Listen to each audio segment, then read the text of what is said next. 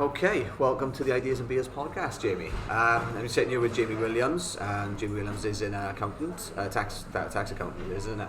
Yeah, that's right. Yeah, I'm a qualified accountant, but I specialise in the tax side of things. Awesome, cool. So we're going to talk today about the first budget under the new government, under quite unusual circumstances, pretty much, isn't it? So we're going to talk about the effects on businesses, especially small businesses and individuals as well.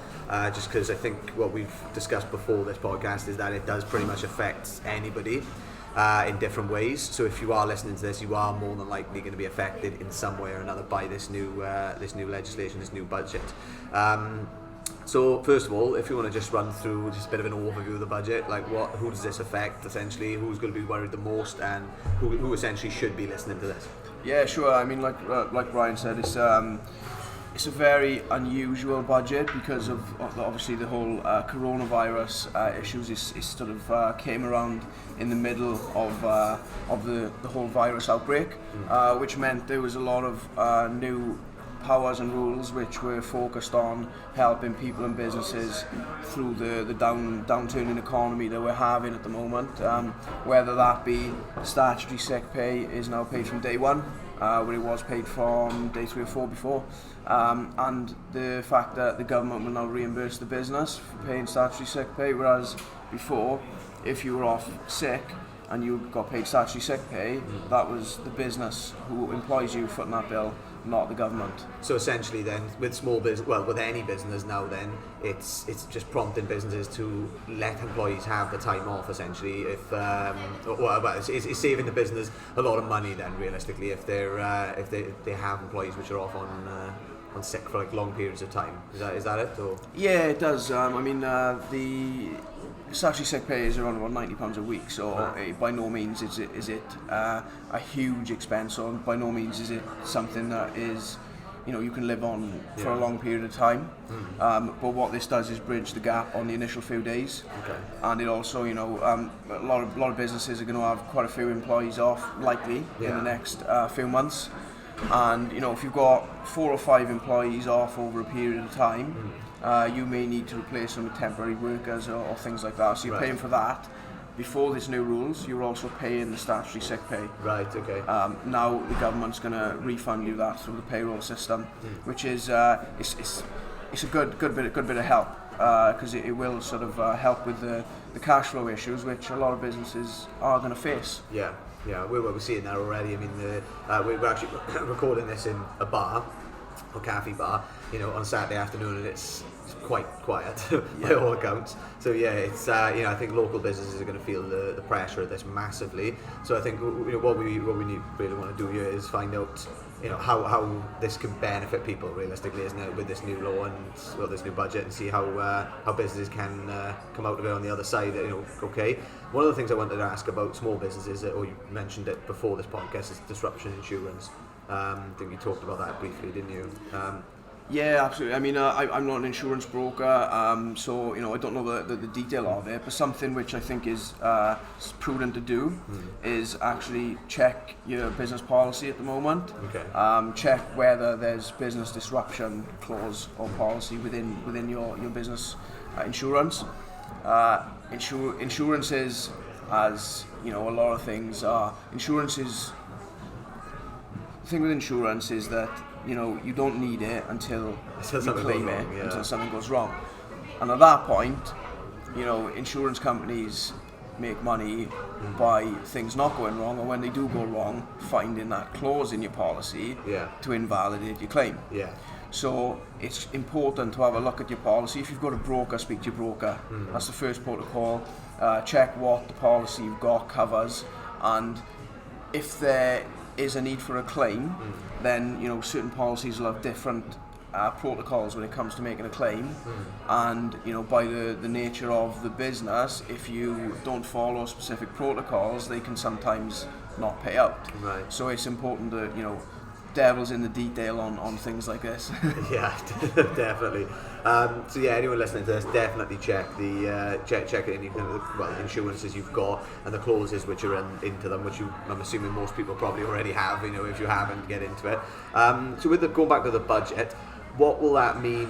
What's it mean for small businesses? And so if you give a run through of the, what if somebody who's got a small business here under 250 employees? What's the good and the bad essentially to come from this new budget? Yeah. Okay. So the good. Well, I'm going to caveat this in a bit. One of the main areas that was looked at was business rates, and there is going to be exemptions and reliefs available for businesses with less than 250 employees and rateable value of less than 51,000. It also means that where you've got a very, very small business and maybe you weren't paying rates in the first place, you may be thinking, oh, I'm not going to benefit from this because I already don't pay rates, so a reduction in rates isn't going to affect me. There was a clause there, you would say that there's potentially going to be £3,000 grant for each business, which qualifies for small business rates but doesn't pay the business rates because their rateable value is too small. Right. Now, here's the caveat. Rateable business rates is a devolved issue, so that means in Wales it's governed by the Welsh Government, in England it's governed by Westminster, and in Scotland it's governed by the Scottish Government. It's mentioned in the budget, which means it affects England. The Scottish Government have come out and said, yes, we're going to do our best to implement these changes as well to benefit the Scottish businesses. So far, and this is, what's the date today? We are the 14th of March. So as of the 14th of March, and I've been phoning my local council every day since the budget has been on to make sure this hasn't come through, the Welsh Government seem to be silent on it. Okay.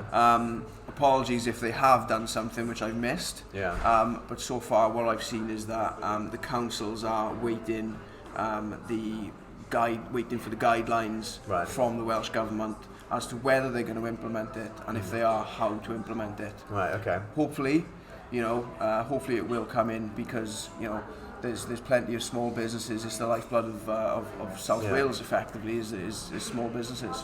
So to summarise on that, it'll be increased business rate, or reduction in business rates for ones that have already got the rateable value that they're paying the rates. Yes.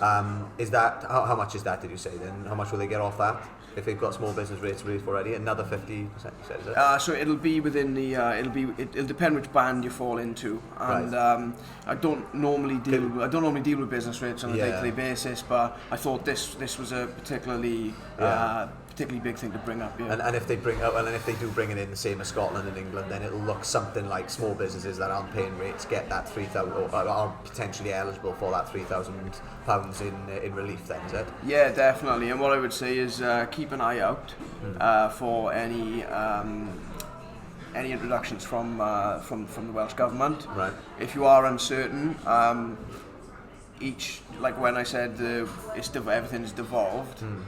It's devolved further in Wales as well then, so it makes things even more complicated. So the Welsh Government will go, yes, we're going to implement this, but then what they'll say is, here's the general guidelines, and send those off to the local councils, which may mean that Swansea Council does a certain thing, Neath Talbot does another thing, and then Powys does something different again. Right. So it's worth, each council should have a not a dedicated line, but a contact information on their website for the business rates department. So I would say just give them a ring, and find out what they know. They might know as much as you, which is nothing at the moment. But keep an eye out for that, because that £3,000, if you're not paying rates, or the reduction in rates, is a welcome bonus to your cash flow when it's likely going to be affected. Yeah. Okay. And that's just a one-off payment then, is it? Just a one. Well, potentially it's a one-off payment. Again, we're not sure how it's going to work. Fair enough. Okay. All right. With small businesses, then what else is in the budget which is relating to small businesses, and how else are they going to be affected?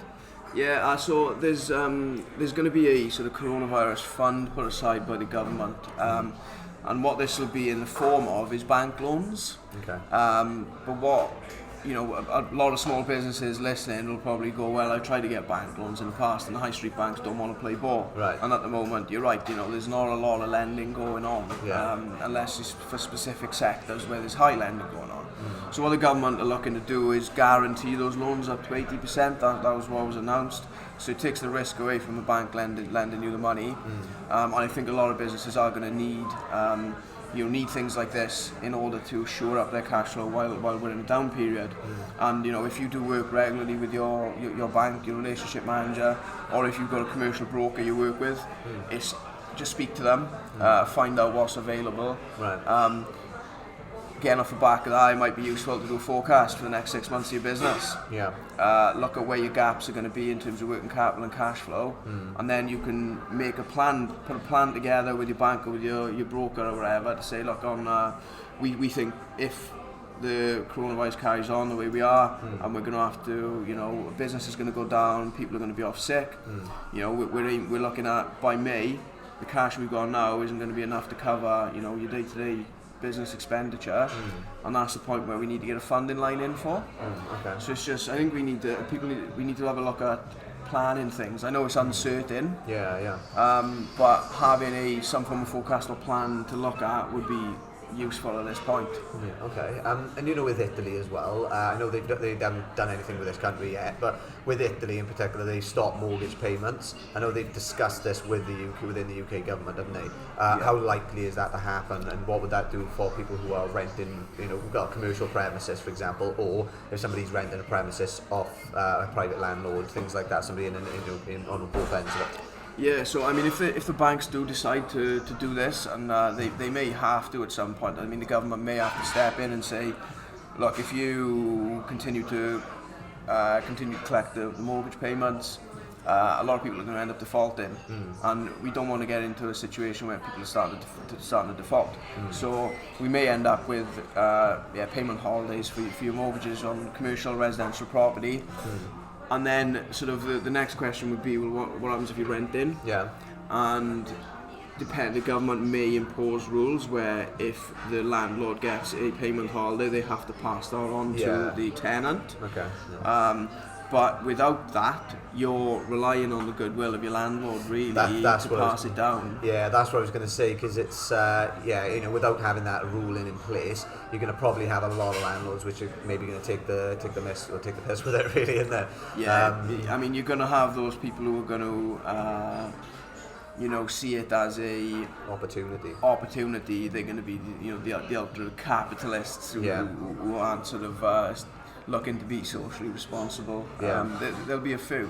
I suppose, I would imagine, human nature, the majority of people are good people. And they'll stop once they get that payment holiday themselves, they'll stop stop everything else. What would you in terms of, this is a bit of a grey area, but like council tax and things like that, do you think that'll be affected in some, abolished in some respect in light of all of this with the coronavirus?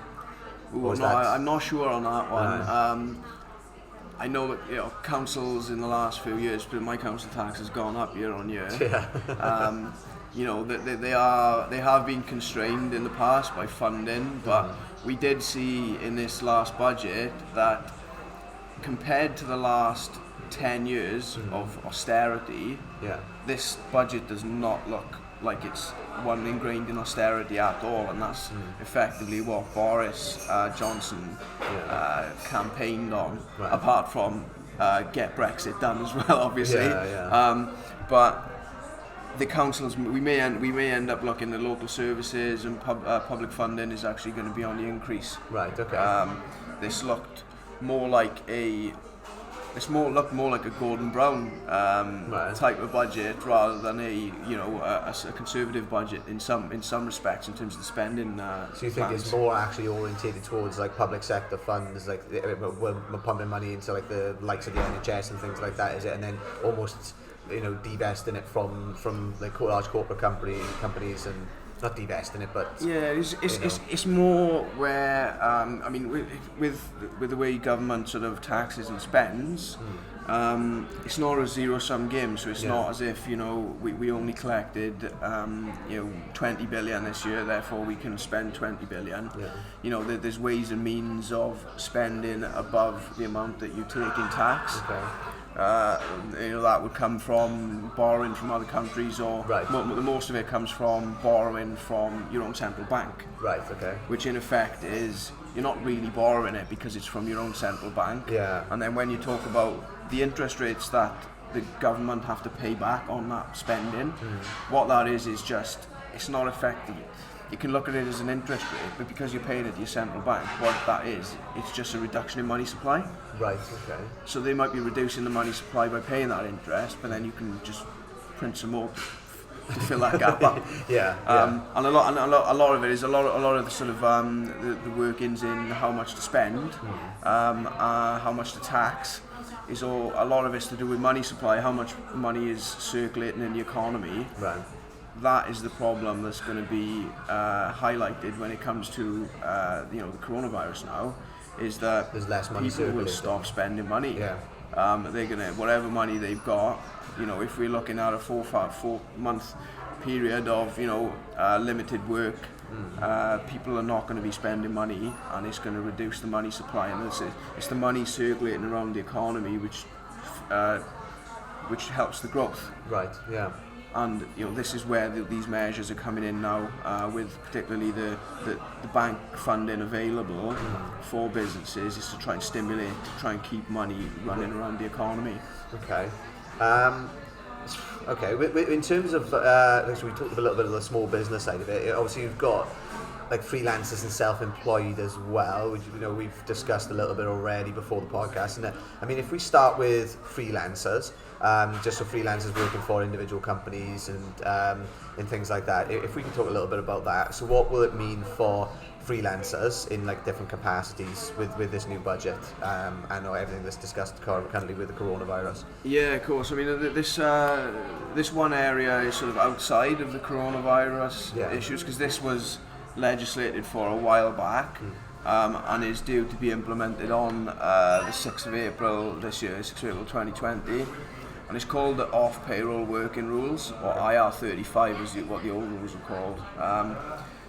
In the past, if you had what's called a personal service company, so if you were a freelancer, you worked with maybe one big company on a contract for 6 months, and you moved on for another contract on 6 months. So that would look like somebody like a graphic designer, for example. Right. Yeah, the big ones are graphic designers. IT is a big one, right, because a government agency might have a particular project they need to build out their systems, and it's a specified period. So that then goes into things like you would have seen them on the news. Is the big cases like a lot of TV presenters are going to the courts now on this area. Okay. The sort of the way it works is that in the past, the individual who's the freelancer has decided whether they should invoice as if they're a third-party limited company, or if they should be effectively treated as an employee. Right. What's changed now, and this is already in place for anyone who's freelanced to a government agency or a public body, is that it's the end user now chooses. Okay. So what that has meant in the public sector is they've taken a conservative view, looked at all their freelancers and gone, well, okay, we're going to treat them all as employees. Okay. What that means is when they get paid into their limited company, tax and national insurance is taken off before they get paid. Right. So that diminishes the benefit of running through a limited company without employment rights. Okay. So it gets into a little bit of there's this worker status that it falls into. Those rules are now being projected into the private sector coming from April. So we might see we have seen already a big drop in personal service companies. I know of quite a few accountancy firms who specifically only look after people who freelance in limited companies, and they are losing a large proportion of their client base now, because people are just going, well, there's no point in me running a limited company anymore, so I'm just going to go on the books. I'm just going to be an employee. Right. Okay. And that's what essentially people are doing then. They're just transferring over, because I think you mentioned is it HMRC? It's quite ironic actually, where HMRC are pushing these rules, and they've taken a lot of people to tax tribunals. I don't want to say court, because that suggests it's criminal. This is just an interpretation of the rules. The ironic thing was when they introduced the public sector off payroll working rules, about half of the freelancers who were currently building the IT systems for HMRC just up and left. So it took them a lot longer to finish their project. Yeah, that is ironic. Okay, and so with freelancers then, well, we've covered that a little bit. With self-employed, so it's slightly different. So obviously self-employed, let's give an example of, let's say, hairdressers, but builders, people in those sorts of situations where they're self-employed, maybe working independently by themselves, or they might have like a handful of employees, like somewhat less than 10 employees. What's the kind of the benefits? What's the downfall at the moment? What kind of things should they be looking for under the new government budget, as well as at the moment with the coronavirus? Yeah, so I think anyone who's got employees needs to be a bit careful about how they treat their employees through this period. Right. Making sure that they are following government guidelines on home working, and not sort of penalising employees in unfair situations. We may have a case where schools are closed, and that may mean that certain individuals who are employees can't go to work. Right. Now, technically, they're not sick, so there's no, as far as I'm aware, there's no, you don't have to pay someone if they're off on parental leave. Okay. But then,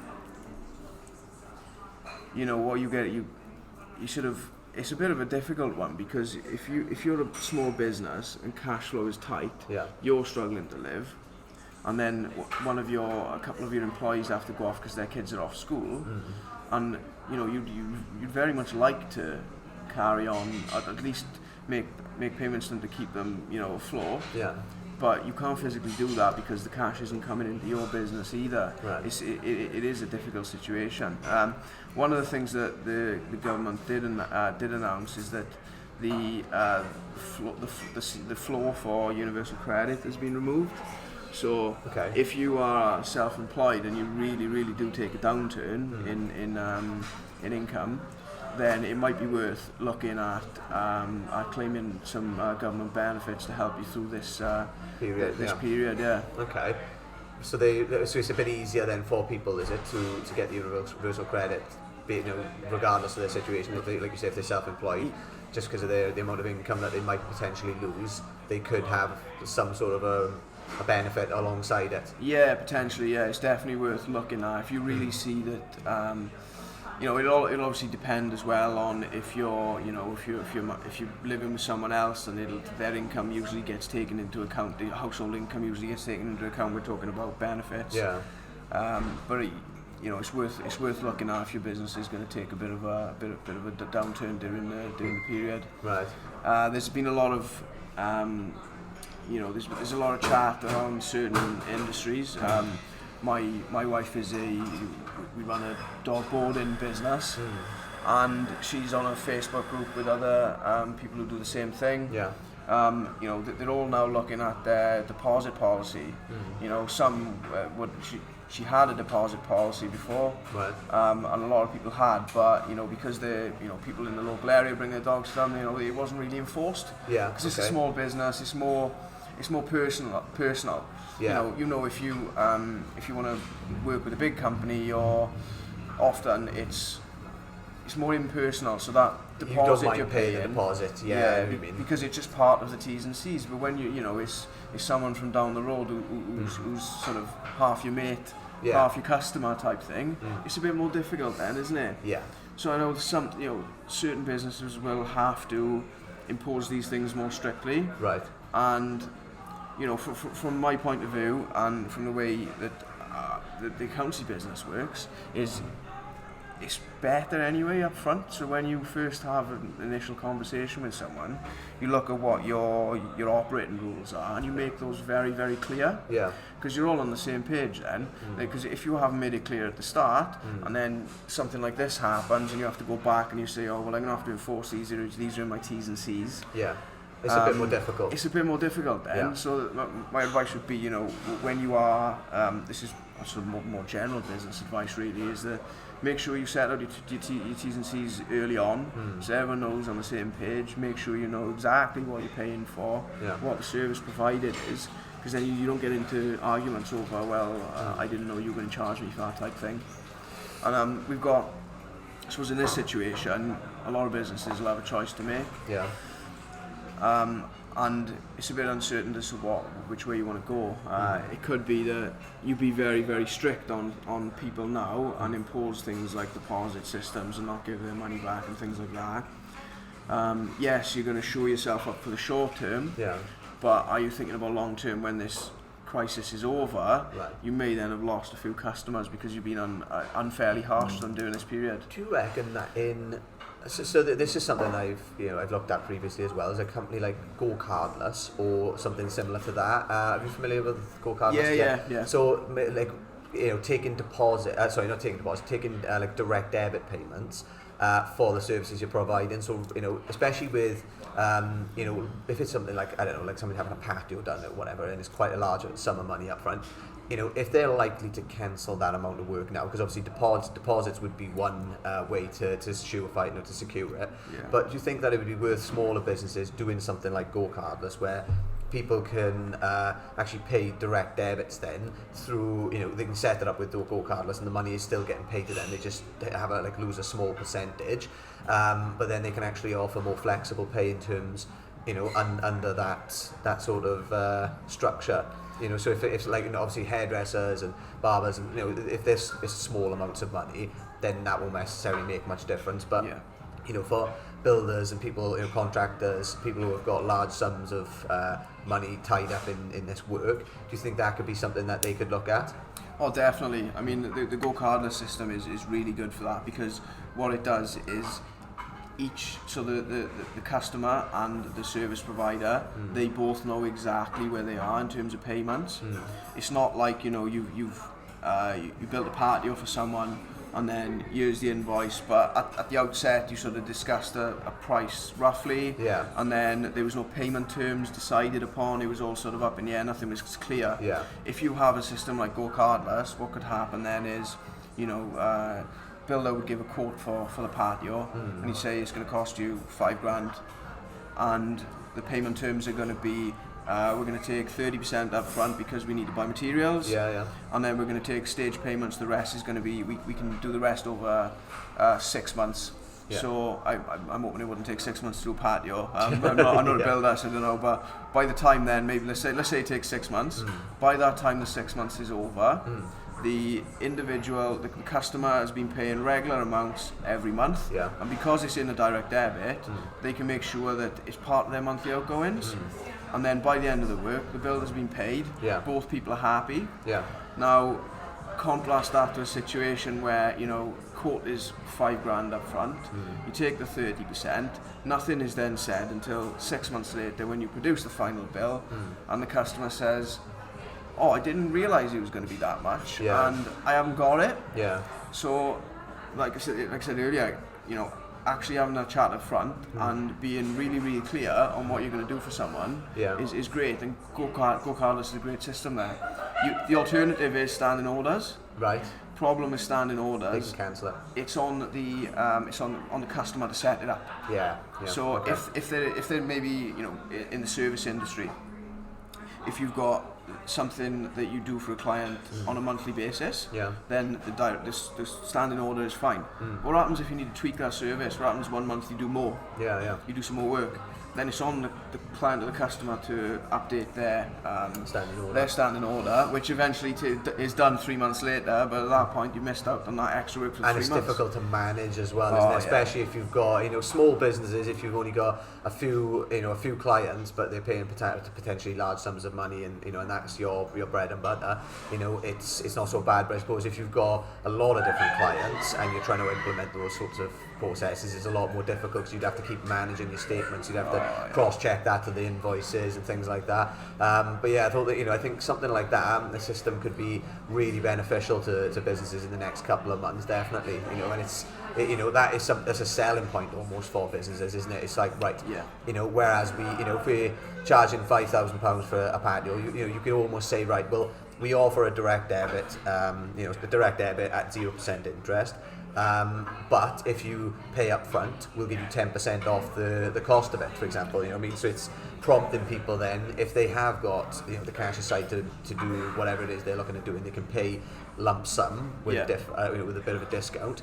Or if people are looking at trying to safeguard their cash during this period with the coronavirus over the next few months, there is the potential then they can still have that done, but stagger the payments so it's not so harsh on their savings or the money that they're looking to invest into it. Yeah. So that could be, I think, go cardless. That is, but there's probably more services like that anyway. I think what if you Google, what would be the search term, like cardless direct debit service or something like that. Yeah. A lot, your high street bank will probably offer a direct debit service. Go Cardless is one of these new fintech companies, so it's very tech focused. Yeah. So you do everything on your online portal. So it's if you're that way inclined, it's a great way to go. And what you mentioned there about incentivizing people to pay up front, maybe with a 10% discount.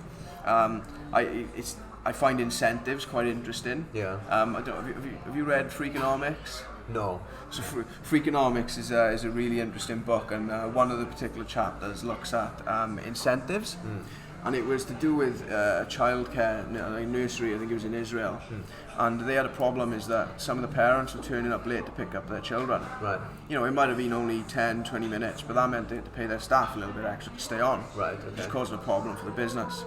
What they did to try and change it is actually implement a penalty for picking your child up after a certain time. Right, okay. Because they set the penalty at the relatively small amount, do you know what happened? Is actually more parents were picking their children up late. It actually made the problem worse. Right.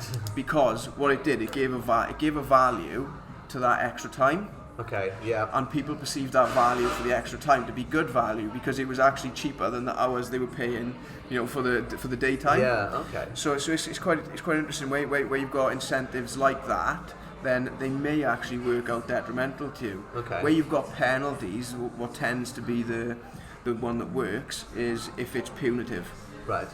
If the penalty is punitive, people will not want to overstep that mark. So you mean if it's quite high, a high penalty? Okay.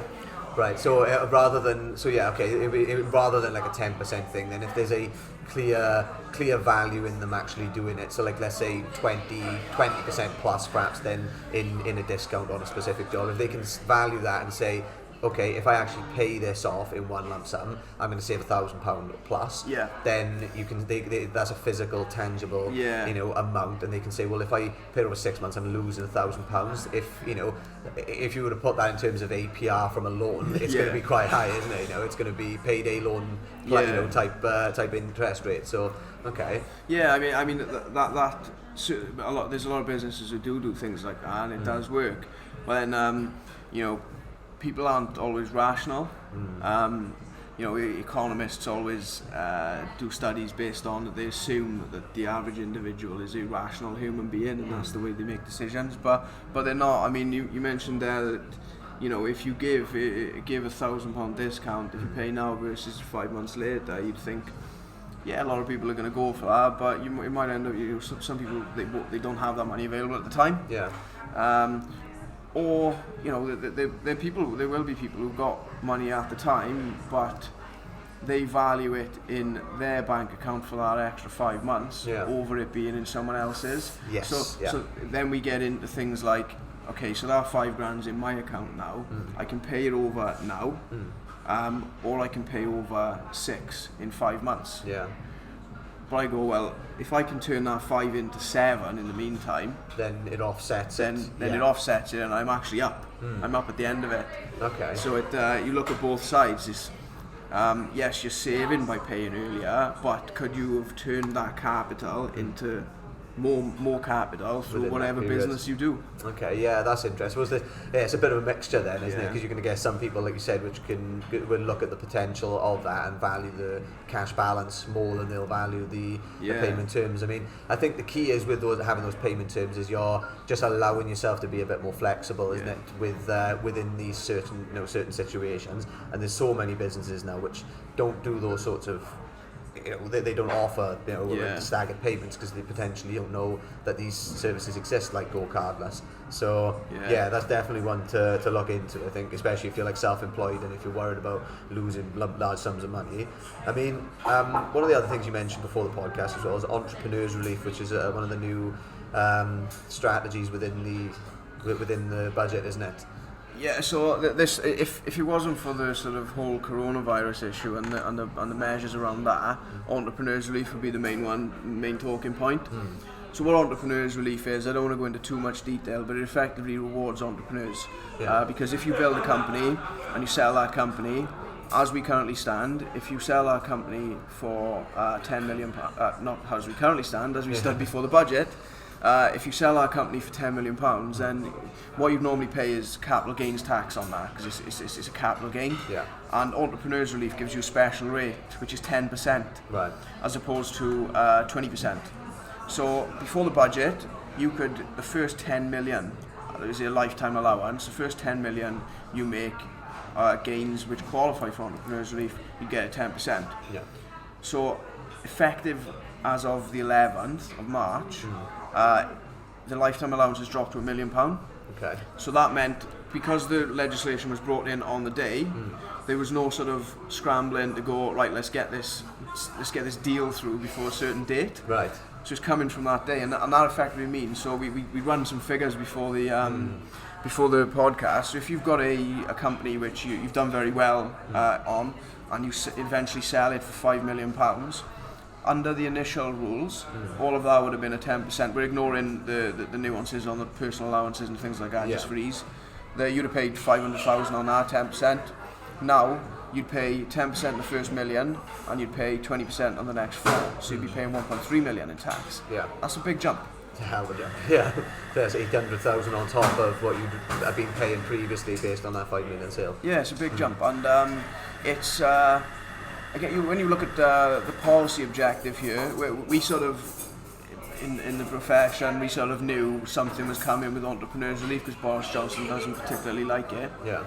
But then speaking to, in particular, I've got a high growth client who's just said, well, that's stupid, because it's actually incentivizing people to build businesses, and that's what makes that, that's what increases the economy. Yeah. The rationale behind it was that when they surveyed people, they found that a very small percentage of people said that they were setting up in business because of a particular relief. Right. Because of this relief. Yeah. No, I get that. I mean, you don't go into business because you're going to pay 10% tax at the end of the day. You go into business because you're passionate about what you want to do, or you've seen a gap in the market and you can capitalise on it. But what it's doing is we should be rewarding people like that. Yeah. We should be rewarding people like that, because that extra 800,000, most of these people who sell companies like this will go on to invest and build new companies. Yeah. Now there's less money in the pot for them to invest into the new companies under this policy. So I quite like entrepreneurs relief as a policy, but unfortunately it looks like we're going down the route of it being dwindled away, and I wouldn't be surprised if it eventually gets taken away altogether. Right, so they'd be paying then full 20% normal tax on the income. So essentially he's taking away that entire incentive to build a massive business in the hope of selling it and actually, and using that money then for, well, either it's a pension or either it's another investment, things like that. Yeah, so that's definitely not. It's not helping the business sector at all, is it? No, it's not. No. Okay. What about individuals then? So we've talked a lot about the business side of things, small businesses as well as larger companies with the small business with the entrepreneurs relief. What about individuals now with this new government little budget? As it stands, as well as the fact that it's come under unusual circumstances with the coronavirus. Should the individuals be worried right now? So people working for companies, large, small. I mean, one of the first things you're going to look at, and people will already know this, is what the sick pay policy is for employees in the business you work for. Generally, in large companies, you'll get some form of full pay while you're off sick for a certain period of time, because well they can afford it. If you work for the public sector, it'll be the same thing. Yeah. However, if you work for a small company, and when I say small, I don't mean like your really small companies. I mean anything up to about 10 million turnover would be considered as a small company. Right. So the majority of the businesses around the majority of the businesses around here. I mean, those businesses, like we mentioned earlier, are going to be facing financial difficulty during this period. So they probably are not going to be in a position to give you full pay when you're off. If it's in your contract, that's a different matter, because that's your right to take that, because it's the contract you signed with your employer. Yeah. But most of these places it'll just be statutory sick pay that you get. Okay. Like I said, it's you get it from day one now. But it's not a huge amount of money, but it'll sort of help you take over. It'll pay for your basic needs as when you're off. Okay. The other area I think we talked about earlier is pensions. Pensions, yeah. And the drop in the stock market. So a lot of people walking I think it's as we stand today. I think there's it's just shy of 30% drop in the FTSE. Yeah. Since the coronavirus. So that's the biggest drop you said then since 1987, was it, or is that? There was a 1 day drop of 10% this week. Right. And that is the biggest 1 day drop since the 1987 crash. Okay. So it's pretty serious. Yeah. And a lot of people would look at that and say, well, I don't invest in stocks and shares, so it doesn't really affect me. Yeah. Well, the knock-on effect of that is, if you look at your pension fund, your pension fund is likely invested in various different funds, and those various different funds are likely invested in some stocks and shares. Yeah. It depends what type of fund it's in. Yeah. But if you've got a fund which is predominantly stocks and shares, and it doesn't matter where in the world those stocks are held now, whether it be on the FTSE, whether it be on one of the US exchanges, whether it be in Japan, Germany, wherever. Yeah. The value of them has dropped, which means the value of your pension fund has likely dropped as well. I mean, we've a financial advisor I know has been spending the last week and a half taking people out of stock positions and putting them into cash positions. Yeah. Because the cash will hold its value now more than the stocks will, because it's uncertain as to where we're going to go. If you're younger and you're way off from pensionable age when you're going to draw down, it's nothing to worry about, because the likelihood is, after we've seen crashes before, the stock market's going to go back up, and therefore the value of your pension is going to go back up. Yeah. The problem comes where you're close to retirement age. Yeah. When you were going to draw down on your pension in the next few years.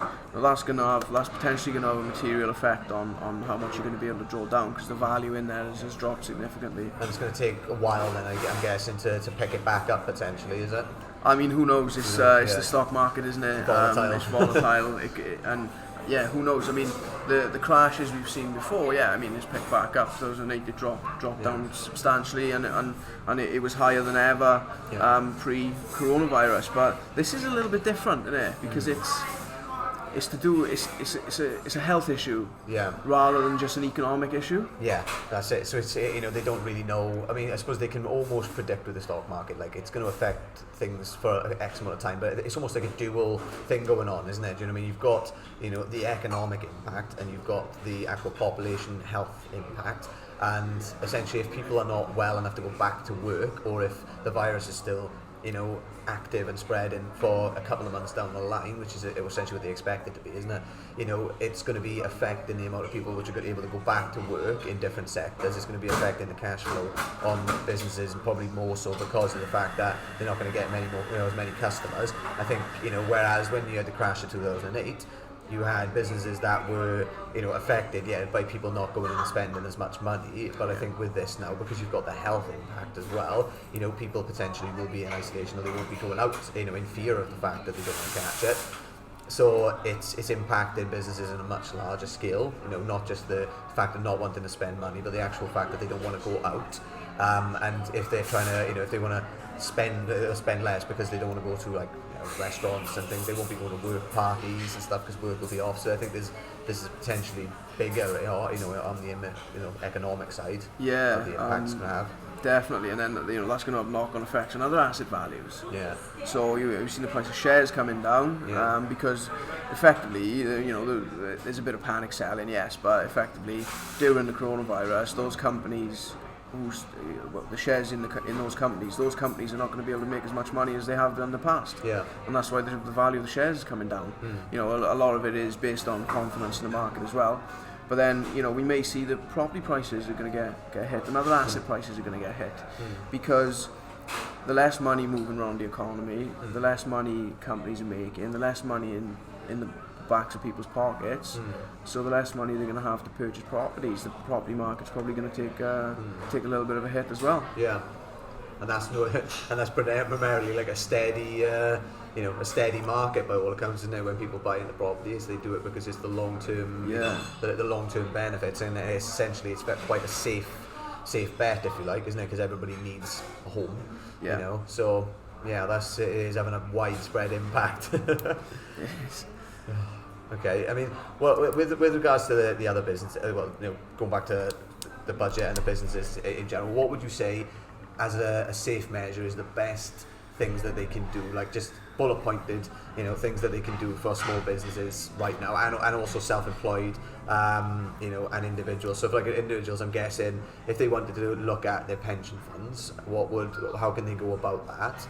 What's the best practice for them to take now to make sure that their pensions are getting, not getting attacked, but if they're invested in stocks. Yeah, so for individuals, if you've got a financial advisor, speak to them as soon as possible. Right. They're the ones who will look after your portfolios, right. and where your pensions are held.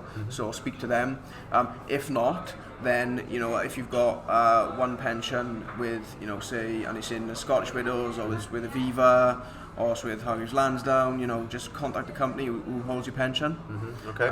Look at the funds are there. And then it might be worth speaking to if you haven't got a clue about what the funds are, what the mix of the funds are, where your money should be, whether it's safe to move it to different markets or whether you move the cash. From my point of view, even though I'm working in the financial sector, this if I looked at where my pension fund is now, then I wouldn't have a clue about which funds to put where. So the first thing I would do is get a financial advisor. Right. Speak to a financial advisor. Cool.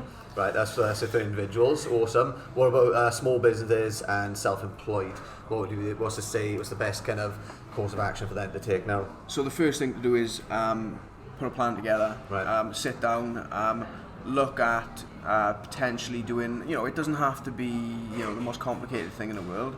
Just forecast where your sales are going to be in the next few months.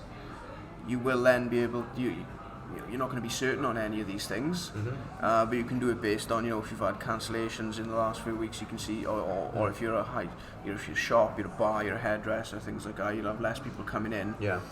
Have a look at what your sales are going to be and how that affects your cash position. Yeah. Okay. Once you know then where you're likely to struggle, that's when you've identified the problem then. Yeah. Once you identify where your problems are going to lie, that's when you can look at finding solutions, like the bank funding, like a potential reduction or cash grants for the business rates. Okay. So I'd say for businesses, plan ahead.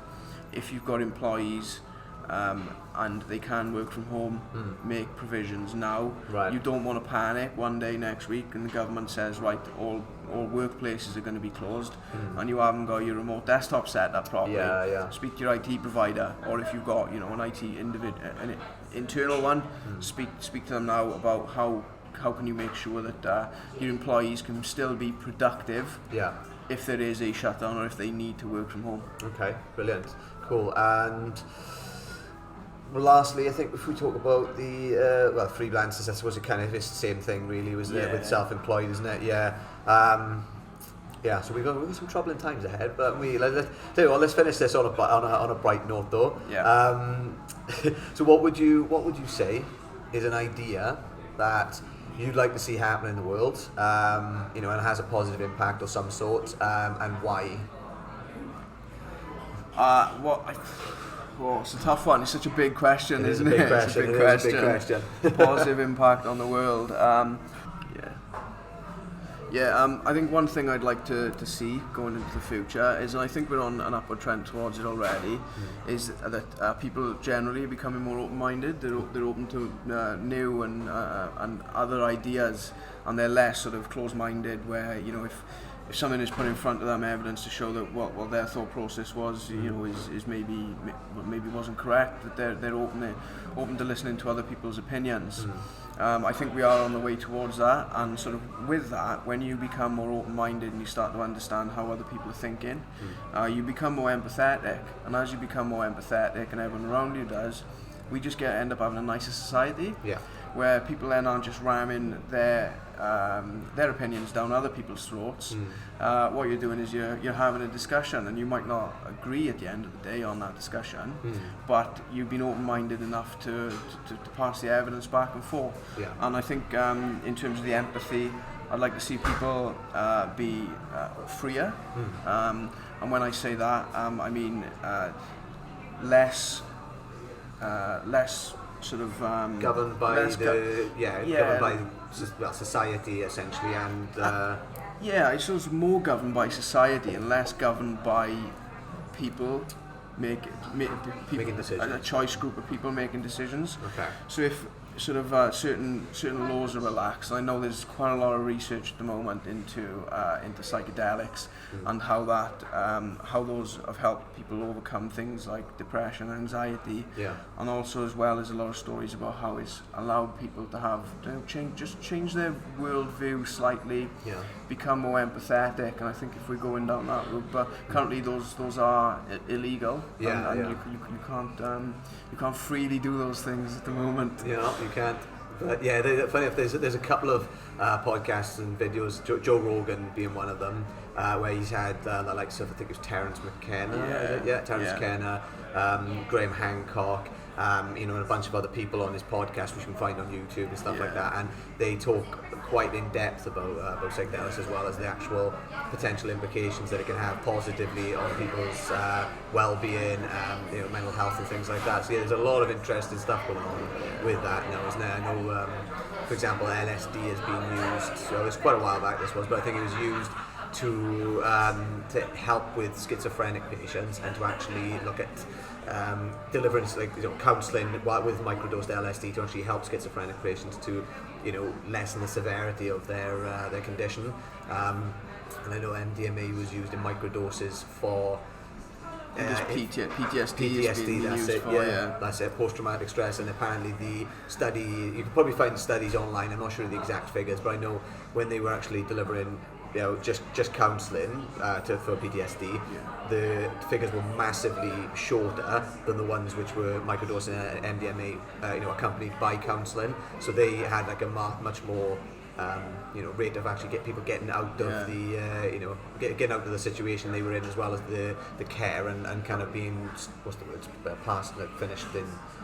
They didn't need to have any more counselling care and stuff like that. So it's more of a short treatment window rather than putting someone on a pharmaceutical pill for long term, which I think everyone would agree that is a much better way of doing things. That's it. I think this particular study was maybe 10 weeks or something like that, and I think the ones which were actually microdosed with MDMA and having counselling alongside, I think they actually, a lot of them, I think it was maybe 60-70% of them actually didn't even finish the 10-week course before they were, basically struck off and said, right, there we are, you're fine pretty much, and they've left the program.